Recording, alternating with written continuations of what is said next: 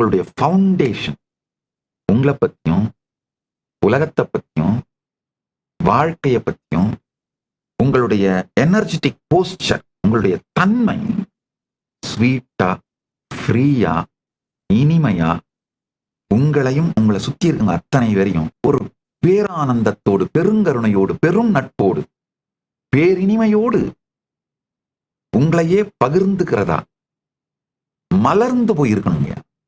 நல்லா புரிஞ்சுக்கோங்க. நான் உங்களுடைய பணத்தை எல்லாருக்கும் கொடுங்க, உங்களுடைய டைமை எல்லாருக்கும் கொடுங்க, அதெல்லாம் நான் சொல்லலைங்கய்யா. ஆனா உங்க மொத்த வாழ்க்கையோட போக்கு இருக்கு இல்லையா, அந்த போக்கு உங்களுக்கும் உங்க உலகத்துக்கும், உங்களுடைய உலகம், உங்களை சுத்தி இருக்கிற உலகம், உங்க ஃபேமிலி, உங்க டீம், அதாவது யாரோடலாம் ஒர்க் பண்றீங்களோ அவங்க உங்க டீம், யாரோட உங்க வாழ்க்கையை பகிர்ந்துங்களோ அவங்க உங்க ஃபேமிலி. டீமிலின்ற ஒரு நியூ வார்த்தையை கிரியேட் பண்றேன். Family plus team. இந்த டீமிலி இதான் உங்க உலகம் பிராக்டிக்கலாங்க. அந்த உலகத்துக்கு, உங்க டீமிலிக்கு பெரும்பங்கு அளிக்கிற மாதிரியான உங்க உயிரோட போக்கே உங்க டீமிலிக்கு கான்ட்ரிபியூட் பண்ற மாதிரி இருக்கணுங்க. அவ்வளவுதாங்க, வேற ஒண்ணுமே இல்லைங்க. தனியா இந்த பணத்தை கொடு, டைமை கொடு, உங்க இருப்பே உங்க டீமிலி கான்ட்ரிபியூட் பண்ற மாதிரி இருக்கணுங்க. அவ்வளவுதாங்க. ஸ்வீட்டா, ஃப்ரீயா, இனிமையா, இந்த மாதிரி இந்த ஸ்பேஸ்ல நீங்க இருக்கும்போது உங்க டீம்ல இருக்கும் யாரையாவது ஒருத்தர் சில பேரை ஃபெரோஷியஸா ட்ரெயின் பண்ணுவீங்க. அதெல்லாம் பண்ணீங்கன்னா கூட உள்ளுக்குள்ள எந்த ஆங்கர், வயலன்ஸ் எதுவுமே இருக்காதுங்க. யாராவது ஒருத்தர் ஏதாவது தப்பு பண்ணா, இல்ல அந்த பிராட் விஷனோட பாகமா மாறலன்னா ட்ரெயின் பண்ணுவீங்க, அலைன் பண்ணுவீங்க. அதெல்லாம் நடக்காதுன்னு நான் சொல்ல வரல. ஹஸ்பண்ட் அண்ட் ஒய்ஃபுக்குள்ள ஃபைட்லாம் வராமலே இருக்கணும் நான் சொல்லவே வரல. அது வராமலே இருக்கக்கூடாது. அப்ப செத்து போயிட்டீங்கன்னு அர்த்தம். இல்ல அந்த typical Indian divorce, Indian divorce என்ன தெரியுமா, ஒரே வீட்டுக்குள்ள இருப்பாங்க, டைவர்ஸ் பண்ணிக்க மாட்டாங்க, பிள்ளைங்களுக்காக இல்ல சமூகத்துக்காக டைவர்ஸ் பண்ணிட்டு போக மாட்டாங்க. ஒரே வீட்டுக்குள்ள இருப்பாங்க, ரெண்டு பேரும் ஒருத்தருக்குள்ள பேசிக்க மாட்டாங்க, ரெண்டு பேரும் ஒரு பெட்ல தூங்க மாட்டாங்கிறது மட்டும் இல்லாம பேசிக்க கூட மாட்டாங்க. அதுக்கு பேர் தான் இந்தியன் டைவர்ஸ். அதுவும் சரியில்லை. நீங்க என்ன கேட்டாலும், திட்டினாலும், சண்டை போட்டாலும் அவங்களுக்கு தெரியும் அவங்க தான் உங்க லைஃபோட ஃபர்ஸ்ட் ப்ரையாரிட்டின்னு. அதே மாதிரி அவங்க என்ன சண்டை போட்டாலும், மனைவி என்ன சண்டை போட்டாலும், கத்துனாலும், கோச்சிக்கிட்டாலும், என்ன பண்ணாலும் உங்களுக்கு தெரியும் நீங்க தான் அவங்களோட வாழ்க்கையோட ஃபர்ஸ்ட் ப்ரையாரிட்டின்னு. இந்த மாதிரி ரெண்டு பேருக்கு நடுவில் சொல்லப்படாமல் I am there for you for ever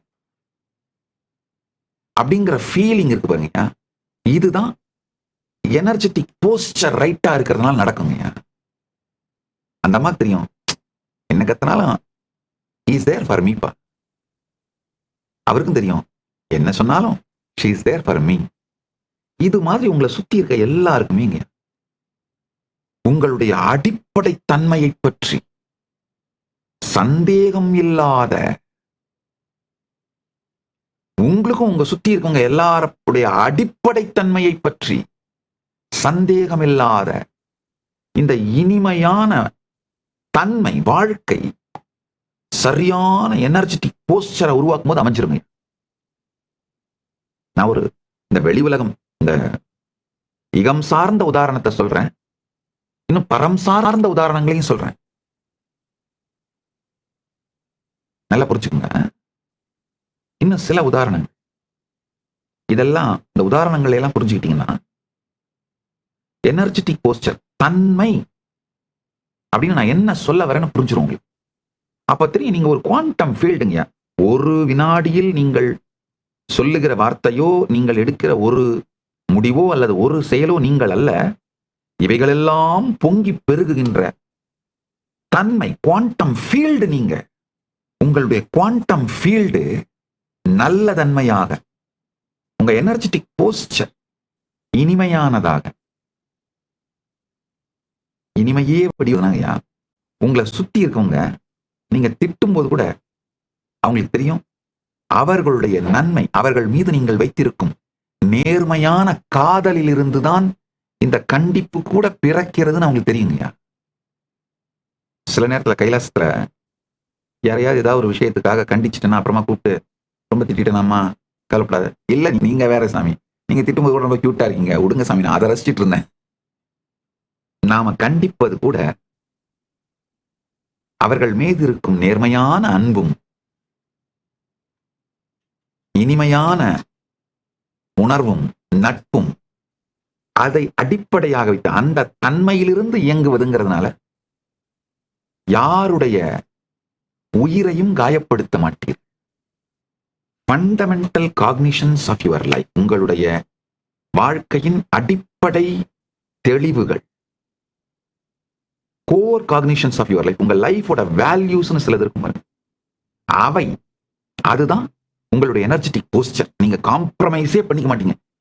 எதுல காம்ப்ரமைஸ் பண்ணி இதுல காம்ப்ரமைஸே பண்ணிக்க மாட்டீங்க அப்படிங்கிற உங்களுடைய கோர் வேல்யூஸ் தான் தன்மை, எனர்ஜெட்டிக் போஸ்டர்னு சொல்றேங்க.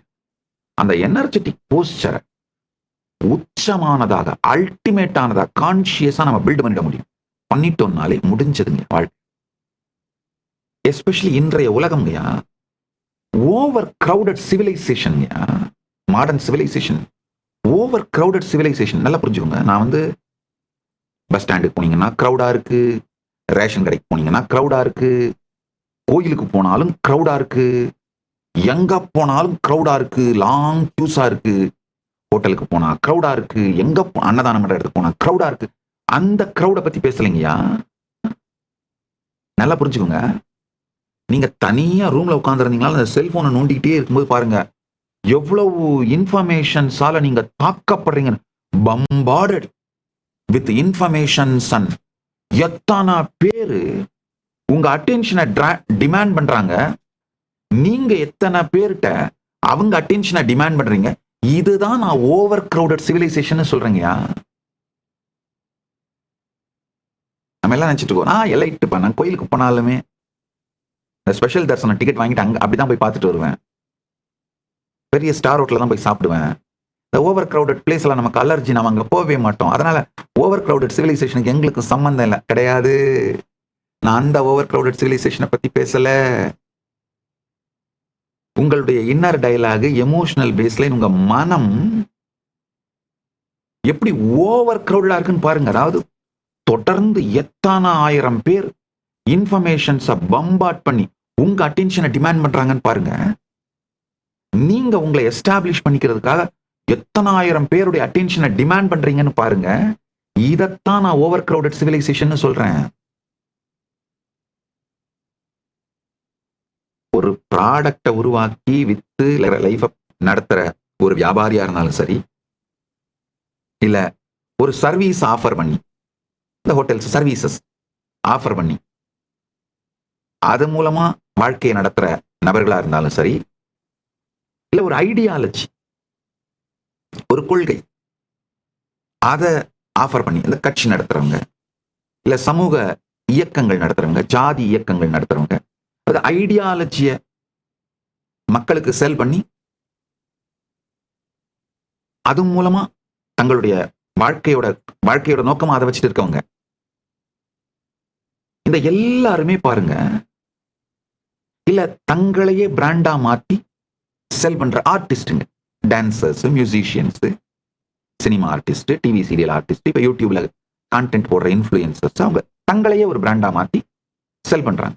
இவங்க எல்லாருமே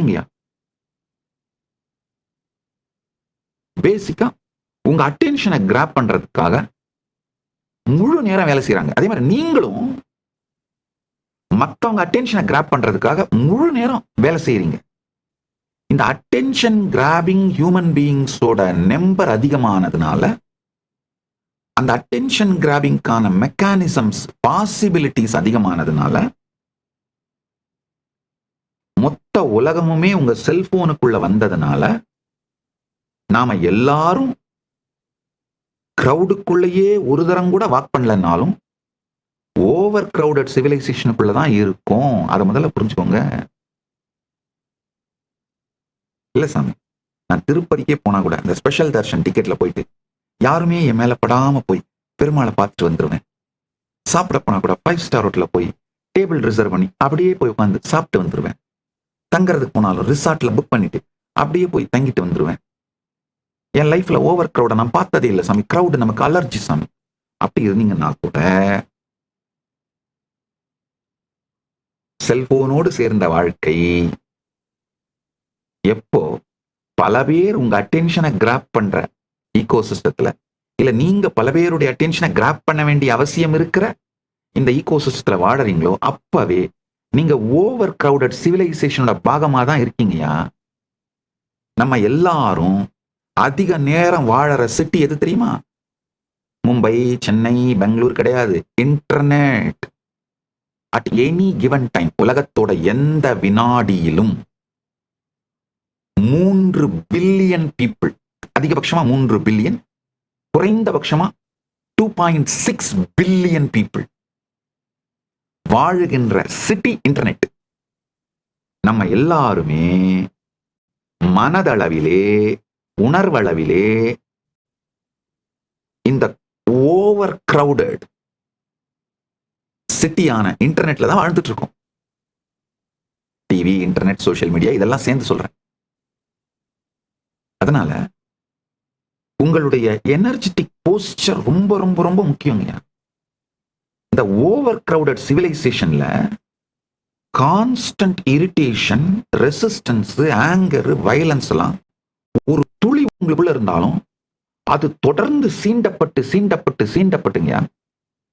ஒரு குரங்க சாகடிக்கணும்னா வேற ஒண்ணுமே நீங்க பண்ண வேண்டாங்கய்யா. ரொம்ப ஒரு சின்ன காயம், ரொம்ப சின்ன ஒரு கல்லால ஏற்படுற இல்ல ஒரு ஏதாவது ஒரு முள்ளால ஏற்படுற சின்ன காயத்தை ஏற்படுத்திட்டீங்கன்னா போதும். அதால சொரியாம இருக்க முடியாது. அந்த காயத்தை சுரிஞ்சு சுரிஞ்சு சுரிஞ்சு அதை பெருசாக்கி ஆற விடாமல் செத்தே போயிருங்க கடைசியில, செப்டிக் ஆகி.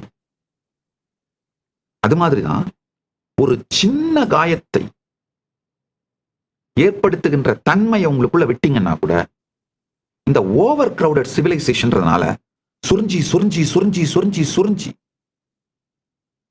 அதை ஆற விடாம செப்டிக் ஆகி அழிஞ்சு போயிருவீங்க. அதனால ஒரு சின்ன காயம் ஏற்படுத்தி கொள்ளுகின்ற ஆங்கர், வயலன்ஸ், ரெசிஸ்டன்ஸ், இந்த தன்மைகள் ஒரு சின்ன அளவு கூட உங்க தன்மைக்குள்ள இருக்கக்கூடாதுங்க. அதை நல்லா புரிஞ்சுக்கோங்க. மீண்டும் ஒரு முறை கதவை திற, காற்று வரட்டும். பகவான் ஸ்ரீ நித்யானந்த பரமசிவம் அருளும் சிறப்பு நீரலை சத்சங்கம்.